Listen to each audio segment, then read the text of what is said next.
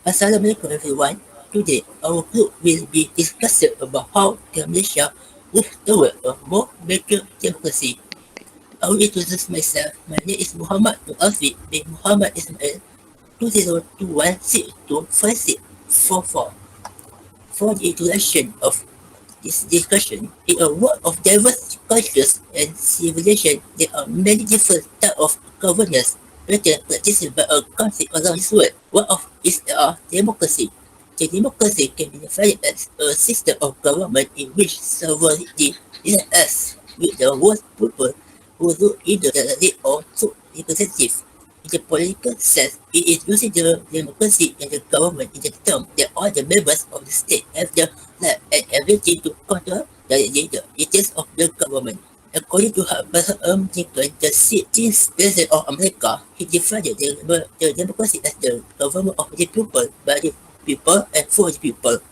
Taking deep into the cycle of history of origins of democracy, the come from the Greek word demos, which means people, and kratos, that refer to power that is therefore to a rule by a people in the middle of 5th century.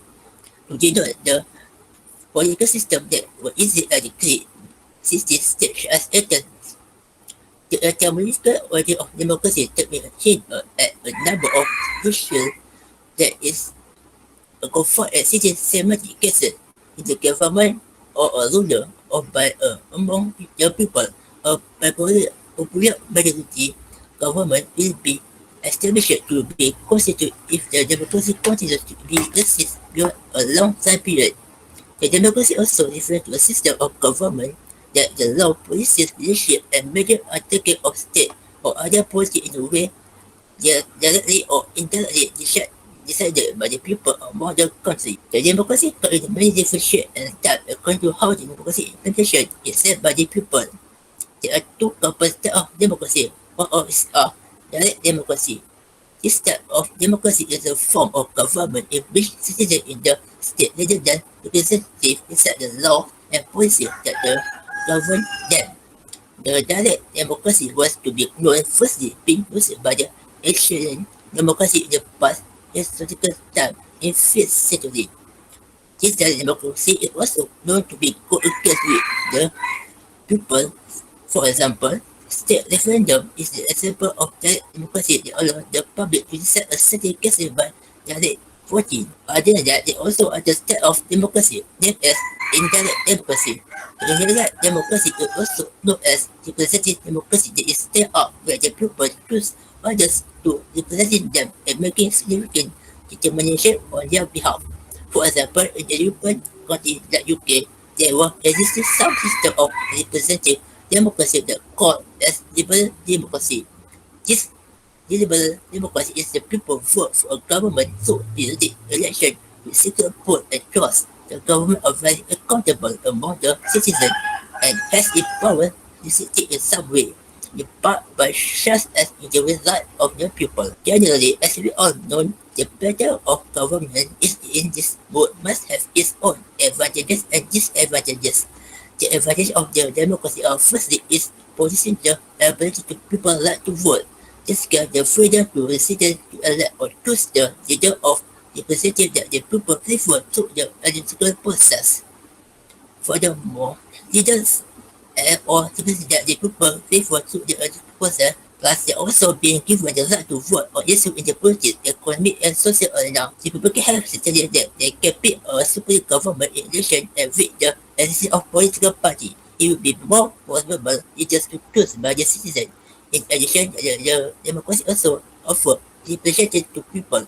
This is because democratic officers are being selected by the election nationally and locally level. This is referring to the community can obtain a confidence that have elected officers they come with. That the advantages of the democracy are that democracy can be open an opportunity for corrupt officials to abuse of power.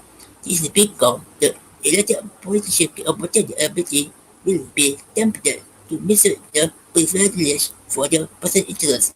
Thus, politicians who have supporters might be holding to them and might be their colonists favored in the future. The second advantage is that time to government is making decisions.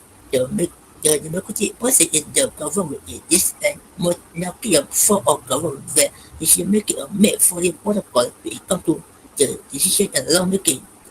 Has approaching with the decision making equals to undergo process that require more time can goes to work related to government leaders. Last but not least, the question that always plays in our minds is the democracy good to use in this country. From the finding of the study show a very deep observation on the issues list about such democracy conclude that the democracy is very good to be very by a country in this world such as Malaysia. Is because a democratic system is a form of government that is very fair and equitable in determining the direction of a country, that the state is involving the people to lead the country by themselves, and the right of speech can be upheld. By this democratic system, all the citizens have their right to make choice in determine their destiny according to clear needs without being bound by concept of power decision. Moreover, the democracy also is probably a sustainable direction to produce a good government that the decision making is made by the majority. Furthermore, the democracy also gives the country an ability to create a stable country, that the government has been elected is come from the vote of citizens, that the government will have sovereignty enough to ensure the smooth of the administration of the country. That's all for me. Before we start our discussion about the issue on how the Malaysia to move toward a more mature democracy, let me introduce myself first. My name is Muhammad Danish Haziq bin Rashid, 2021-838-572. So the Malaysian is a nation that follows a style of government of known as a parliamentary democracy with constitutional monarchy and His Royal Highness the country's current paramount ruler. The Constitution of the United States of America was drafted with the purpose of the enacting via law the conditions that are essential to the functioning of the system. The legislative, judicial, and the administrative or executive department must all be different from one another in order to there to be a parliamentary democracy. This is the one of the prerequisites for the existence of a parliament democracy. This is the one of the Malaysia is not just a country, but it also has a democratically elected government that operates under a political structure known as the federation system. As a consequence of this, the state of Perlis, Kedah, Pulau Pinang, Perak, Selangor, Negeri Sembilan and the other states, include of Sabah and Sarawak, have all said that they are in favor of the concept of becoming the country of Malaysia. Each of the participating states has ceded some of its jurisdiction in a variety of domains, including finance, defense, education, and foreign affairs, amongst others, in accordance with the provision of the Malaysian Constitution, which are carried out by the central government. Each state is accountable for the management of power, if will, over the many fields of duty that are within its jurisdiction in the numerous areas of obligation. The Constitution of Malaysia, which governs Malaysia as a constitutional monarchy, has appointed particular people to the role of Yang di-Pertuan Agong, the paramount ruler, the hereditary rulers of the nine states, and the Council of Malay rules. So we see, isn't Malaysia a democratic country? Here are a few views from a citizen of Malaysia toward this question. From Najman Najmuddin, not quite to be sure, in order to get a majority of the vote in the most recent election, the present administration relied on deception and smear campaign. Now the Prime Minister who placed himself at the post via backdoor deals and shady agreement with other coalition party has come from the weakest political party in the election, which is only received 13 parliamentary seats. This deal and agreement were made with other parties in the coalition. It's impossible that this is what we mean when we talk about the democracy. This consultative body embodied in Malaysia called the Council of Eminent Person that preceded the cabinet and board it, and the cabinet are issuing policy on their own.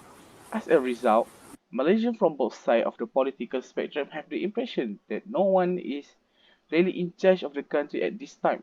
To tell the truth, even individual ministers have produced remarks that are, for the most part, mind-bogglingly confused. These are ominous, dismal for the nation and its people as a whole. So, the opinion from the Najman Zaidu, they have several people that agree with their statement. who said that the politics is in a bad place and also in a bad situation right now. We can see because of the COVID-19. So next we see the king.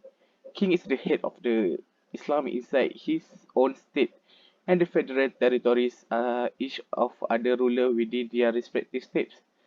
He is also the commander-in-chief of the Malaysian Armed Force and the ceremonial but essentially important head of state.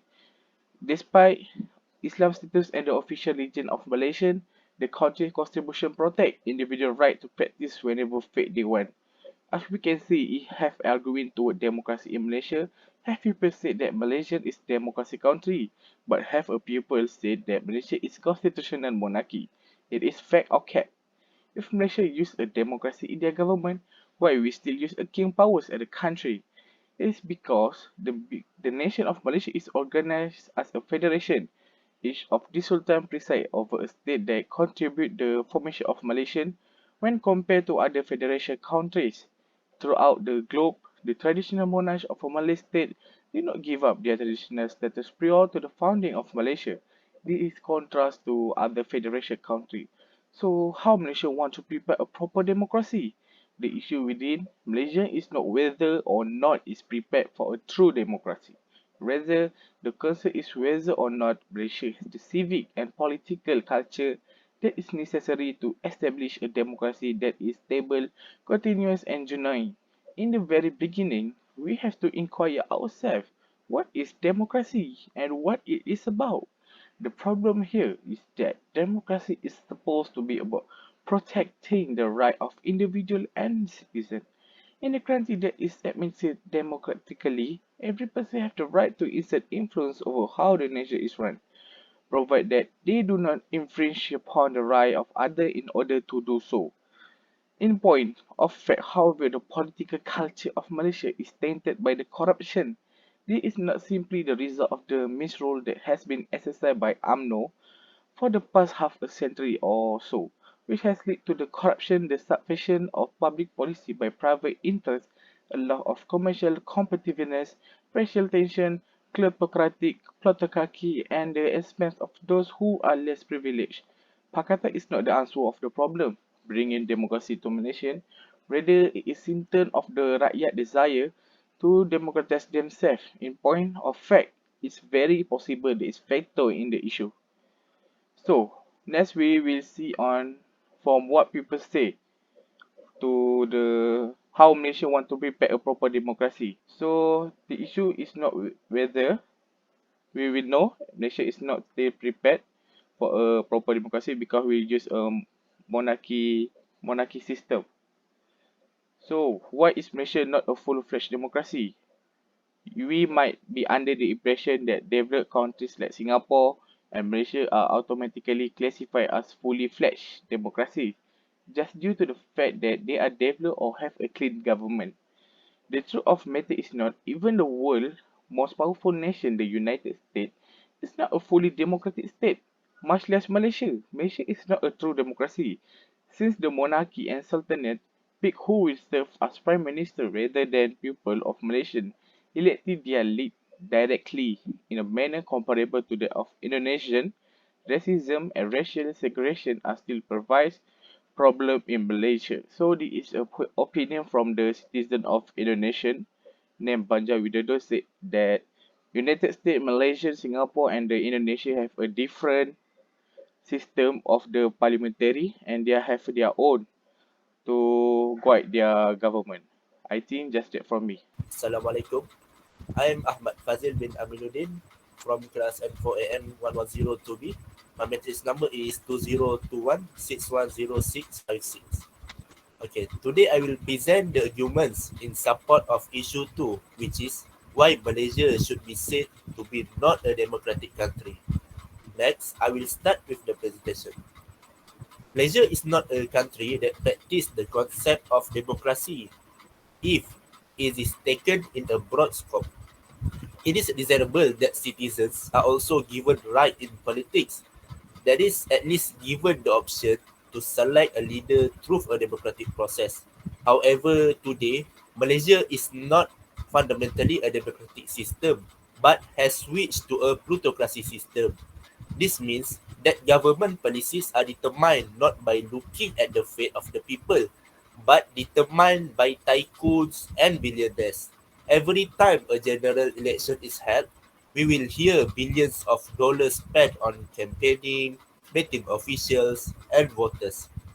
Second, Malaysia also cannot be called a democracy state as long as the media is not given the freedom to spread political ideology. Freedom of the media is editors and journalists free to report any form of authentic news without fear. The media should also not be tied to any political party.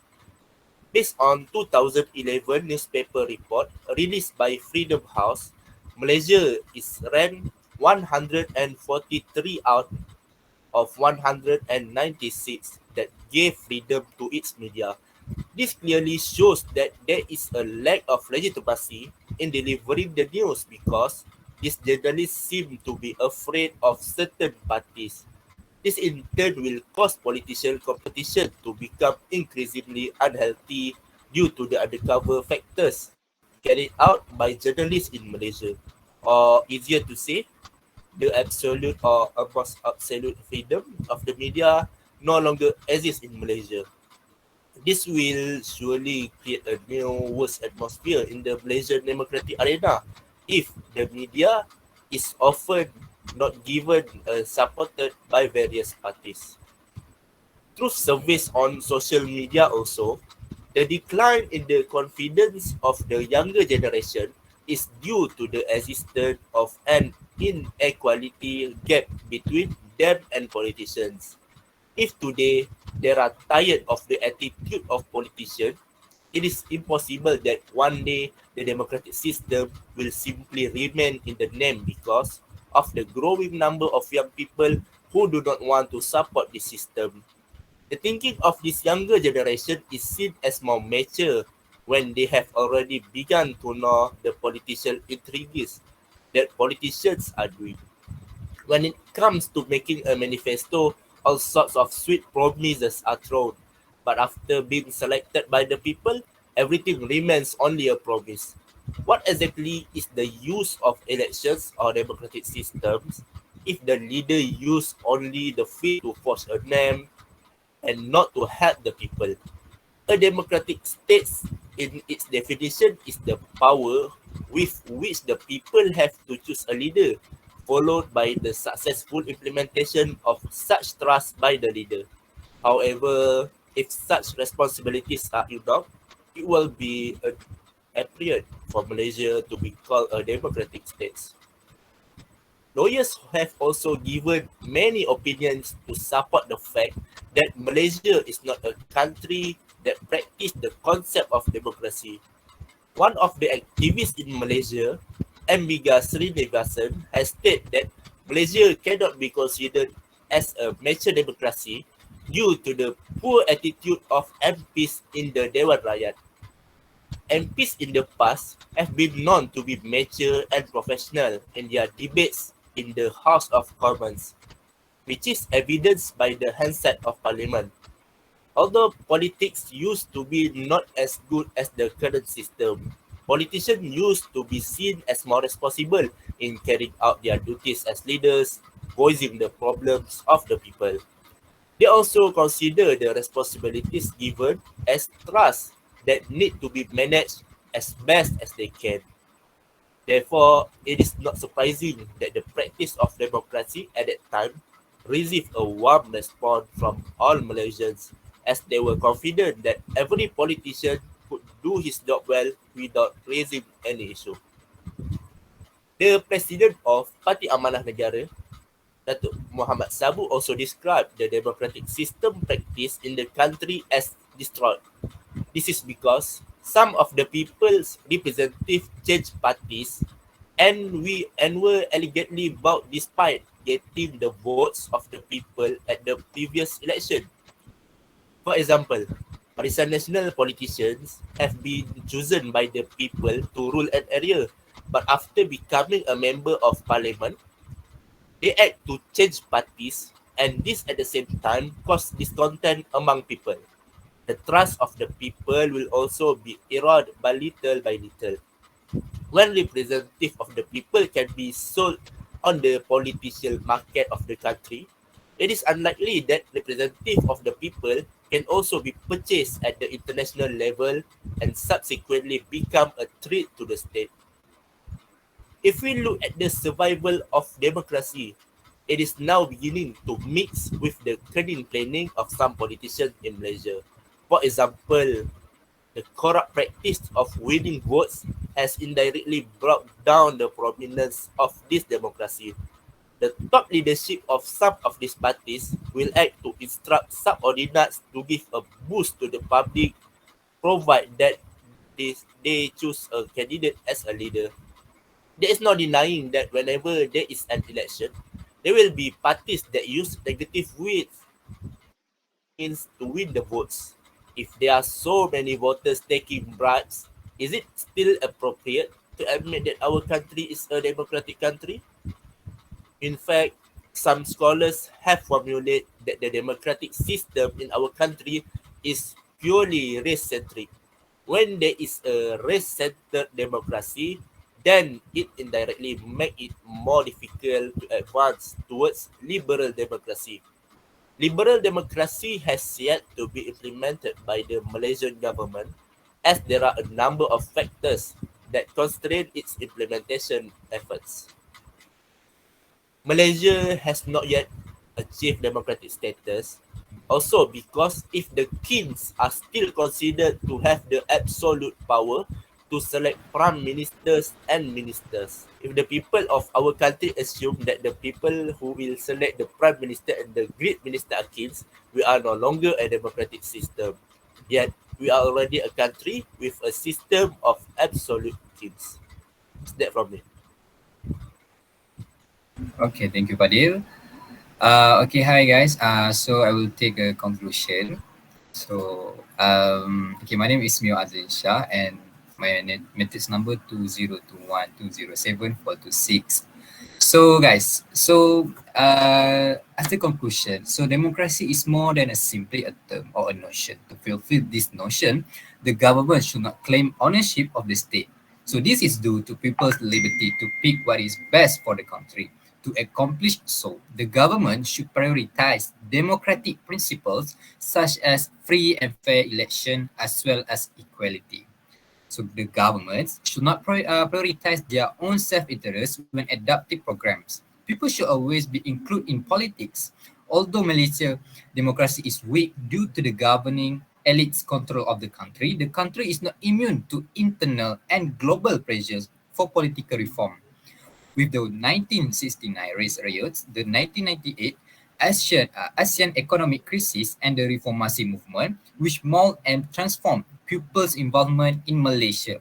The country has seen both growth and regression.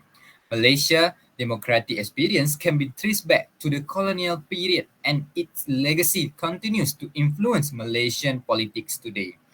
The ruling class had to strike a balance between exploiting community nationalism and cooperating to create a stable society. The PN's constitution democracy was the ideal recipe for bringing together the interests of all ethnic groups into a single ruling party. The event of 1969 and the NEP are included in the second period. This time is not just about the riot, but also about Malaysia's structural politics in the shape of the national economy and EP. So during this time, there was a renewed focus on racial relations and Malay supremacy as the foundation of national politics. Despite economic progress, the state solidified its authority by enacting harsh legislation and exerting control over the media, courts, legislature, and election system in order to suppress political dissent. Lastly, Malaysian democracy, on the other hand, as a multicultural and multiracial society that is increasingly managing issues of identity, race, and minority while accommodating youthful candidates and voters in the general election. However, democracy may become a problem if management does not adapt in accordance with expectation, allowing for economic prosperity without discrimination and consecutive freedom of expression. That's all from us. Thank you.